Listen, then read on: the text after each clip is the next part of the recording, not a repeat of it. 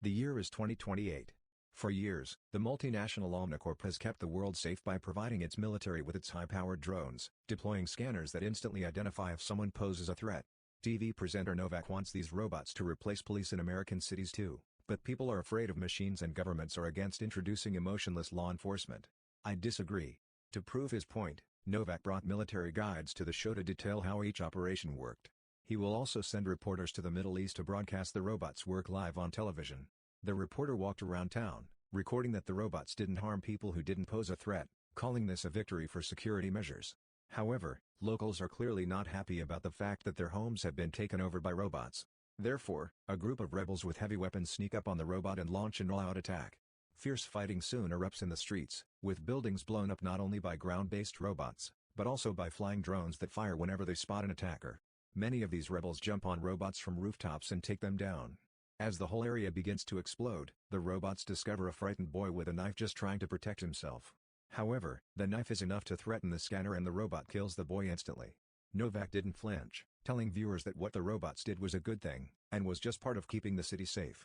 Meanwhile, at the police station, Detective Alex comes up to his boss, is accused of being disrespectful by his colleagues, and is asked to explain the incident.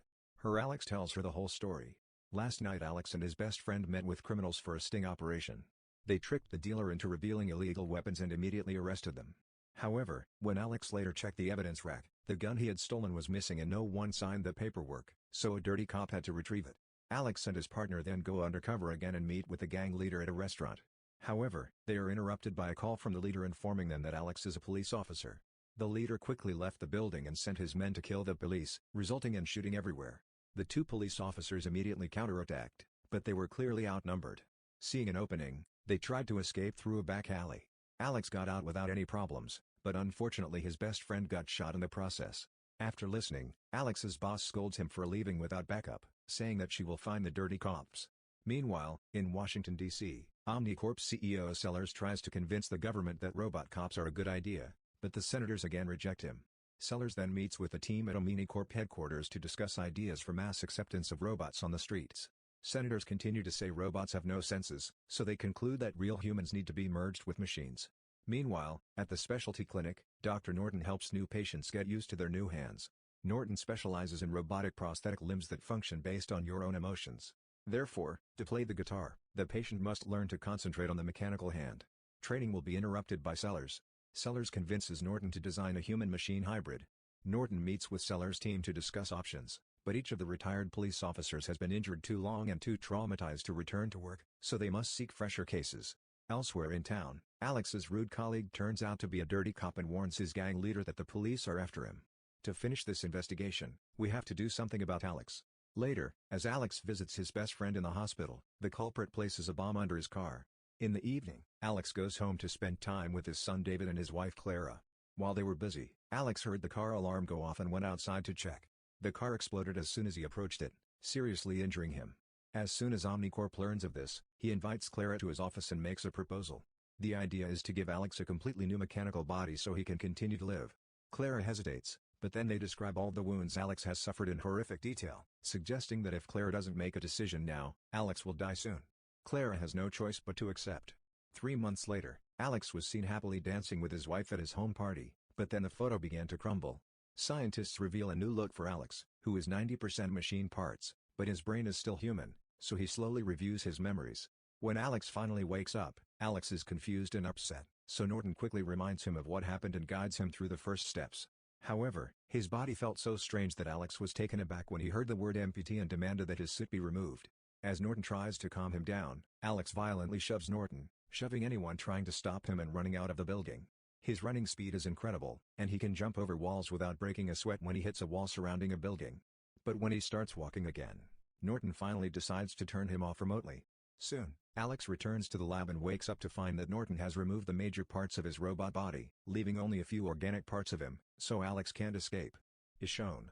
Norton says that's the only way to save him, but Alex says death is better than machines and asks the doctor to pull the strings. Norton changes his mind and explains that Clara has asked for surgery and that his family is waiting for him and that he should do the surgery instead. To prove this, Norton tells Alex to call Clara, but now Alex just shows his face. Clara still thinks he's very handsome and can't wait to see him again. Alex agrees to cooperate, so he spends the night in a lab doing maintenance on his body. The next day, he is invited to a training session with Rick, the military officer in charge of handling Omnicorp's robotic army in the field. He thinks that the machines are already perfect, so he considers it a waste of time and resources to include a human in the project, but he still provides Alex with weapons, which he can put away on his special leg compartments. They put Alex and a robot through a simulation where they must kill criminals and save civilians, and as everyone runs around doing the rescues without much trouble, Rick's predictions are true. Alex ends up being slower than the machines because the machines simply evaluate and act while Alex takes a moment to feel between evaluation and acting. Later in the evening when he's alone, Alex uses a computer to keep track of what's happening with the gang leader case.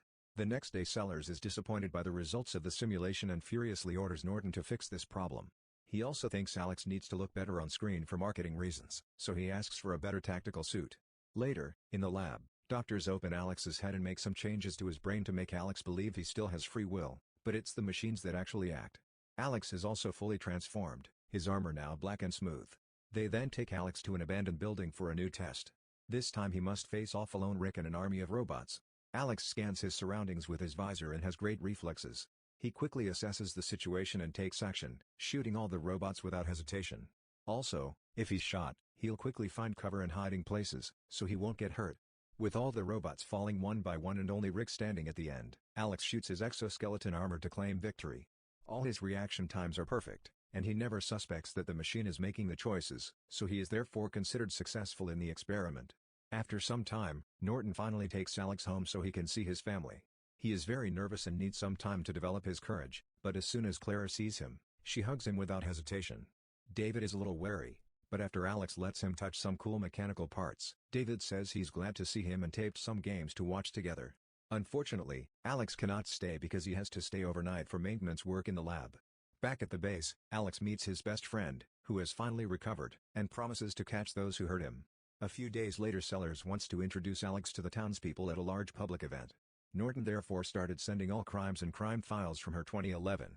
Alex also now has access to all surveillance cameras in the city. There is too much information for the human brain to process, and when Alex sees the recording of the car explosion, he has a seizure and faints. I don't think Norton should hold a press conference today, but the Omnicorp team is forcing Norton to fix the issue.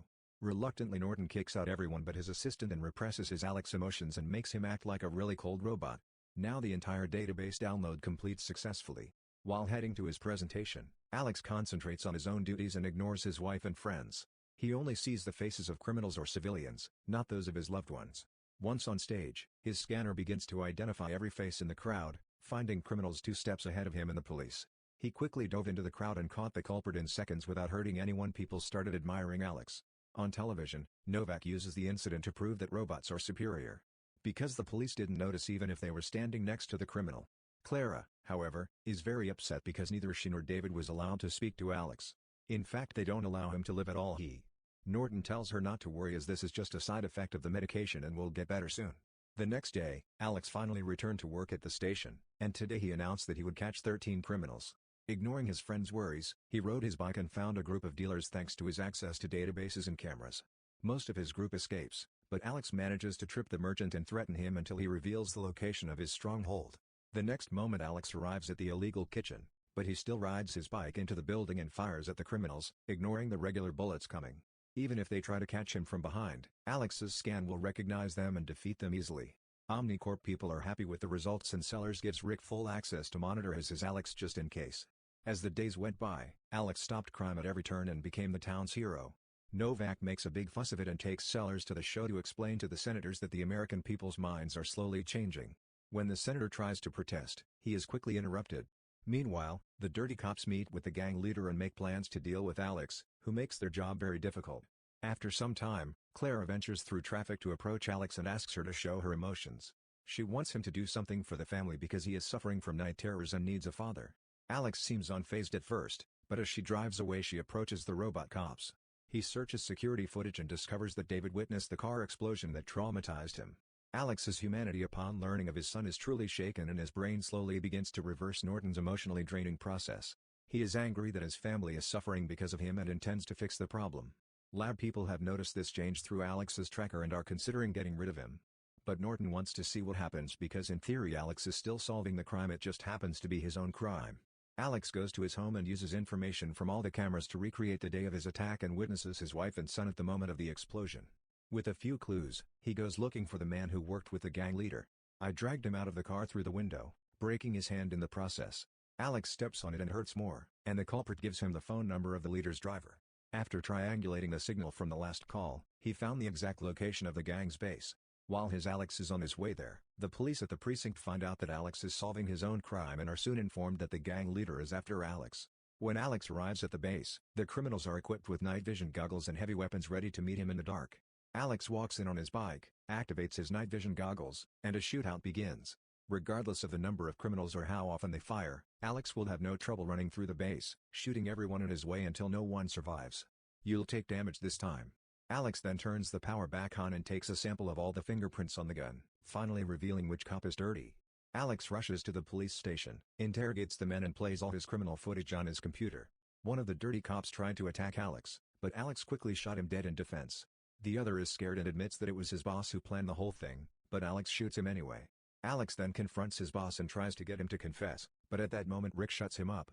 Rick calls Sellers and tells him he can use it, and Novak eventually speaks up about the incident throughout the show, proving that machines are better than humans because they can't be bought. The next day, the government passes the introduction of robots into the local police force. However, the correspondence was interrupted by Clara, who eventually told everyone on the news that she was not allowed to meet with her husband and that no one from Amincorp would answer her phone. Sellers is worried that Clara's involvement with her will cause her to regain Alex's humanity and lose control over Alex at the expense of her law. Retiring her Alex would make it seem like their experiments didn't go well enough. So they decided to kill Alex instead to make him a tragic hero that people will remember. Sellers contacts Norton to give him a job, but when an angry Norton refuses, Sellers buys him out with an offer to fund the lab for 10 years. Norton will eventually accept, but only if Sellers will also compensate Alex's family. Sellers then tells Rick to prepare the robot. While the law is being ratified by the senators, Sellers meets with Clara and David to convince them that Alex is already dead and he flees as they open fire on him. Norton gets to Alex first and activates a button that makes Sellers think he's dead, but Alex is still awake. It turns out that Norton has taken the transmitter, so no one can access his vitals and can never turn off Alex again. After Alex quickly shoots both soldiers, Norton tells Alex the full plan and Alex decides to kill Sellers, ignoring Norton's attempts to stop him. While biking down the street, he sees Rick from the car and warns Sellers, who is about to announce Alex's death on stream. Security immediately takes him, Clara and David to the roof to await a rescue helicopter. Meanwhile, Norton goes to the police to find Alex's best friend and asks for help.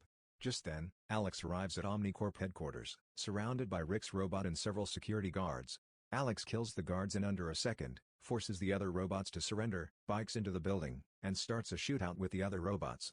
Alex is difficult to fight because unlike normal criminals, robots are much better armed and better armored. He continues to take heavy bullets and tries to jump on the robot to stop it, but is thrown off and buried under rubble. Alex manages to escape with a few gunshots, but when he escapes with his leg injured, he is too late and the robots start shooting him from behind. At that moment, a police car breaks into the building and Alex's best friend walks in front of it and stops the robot from shooting as the cops are safe within the system. This gives Alex a chance to escape through the back hallway. Behind the building, Alex finds Rick and tries to shoot him, but the system classifies Rick as a dangerous person and does not allow Alex to harm him. Rick enjoys shooting Alex with warning shots and when he is finally ready to shoot him, Alex's best friend appears and kills Rick first. With Rick fighting back before dying, Alex rushes off to check on his friend. Luckily it wasn't a fatal wound, just waiting for an ambulance. Alex then went to the roof and when the helicopter spotted him, it flew away without picking up the group. Sellers is convinced that Alex is also programmed to be harmless, so he cannot attack himself. Sellers, however, sees Alex fighting his own programming and threatens to kill Clara and David just in case. This is actually worse because Alex's love for his family allows Alex to permanently disable the program and fire anyway, killing Sellers when the man fires. Alex fell to the ground and his family rushed over to check on him and said he was fine. After some time, Norton gives Alex his prototype body back and tells him that he can now live with his family. On the other hand, TV reporters are convinced that the government should not allow robots to run on the roads, and in particular Mr. It is increasingly convinced that the law will be repealed because of the Novak angrily scolds on camera. End. Conclusion. In a climactic showdown against Omnicorp and their robotic enforcers, Alex, transformed into a powerful machine himself, emerges victorious. With his family safe and the truth exposed, the tide begins to turn against the deployment of emotionless machines for law enforcement. As the battle for humanity's role in policing rages on, questions of ethics, control, and the value of human emotion come to the forefront, challenging the very foundation of a future dominated by technology.